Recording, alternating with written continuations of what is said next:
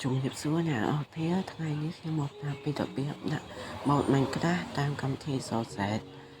មុននឹងចូលទៅដល់វីដេអូសូមចុច Like Subscribe និងដាក់រូបកណ្ដឹងខ្ញុំអ្នកមួយផងដើម្បីបន្តកម្លាំងចិត្តឲ្យខ្ញុំធ្វើ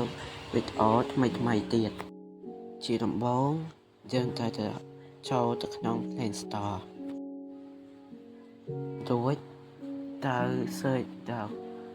ពាក្យ set ដើម្បីចូលទៅកម្មវិធីនោះនេះខ្ញុំដោនកម្មវិធីនឹងហើយបន្តមកទៀតគ្រាន់តែចូលទៅក្នុង Telegram របស់ខ្ញុំដាក់ទុក link នៅក្រោមនៃ comment ពេលយើងចុចពេលទៅវាពេលខ្លះឃើញមិនក្តៅហើយយើងនឹងទៅចូលក្នុងកម្មវិធី Source សិនយើងតើចំណាំឈ្មោះវាព្រោះបើចំណាំឈ្មោះវាពេលយើងដោនច្រើនដល់ថាវាបយចឹងហើយតើយើងតើសរសេរពាក្យនេះដែលខ្ញុំដាក់នៅលើអេក្រង់នេះទៅតាមខ្ញុំនឹងទៅ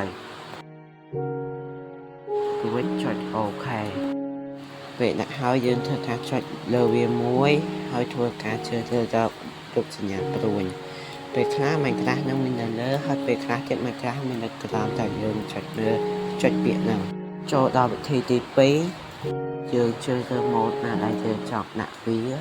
ជាម៉ូដសាយតម៉ាក់នេះខ្ញុំដោនហើយខ្ញុំឈើដោនមួយដងទៀតដល់តើញ៉ៃទេយើងទៅចាំឈ្មោះវាហើយយើងធ្វើការចុចឯងរូបប៊ិច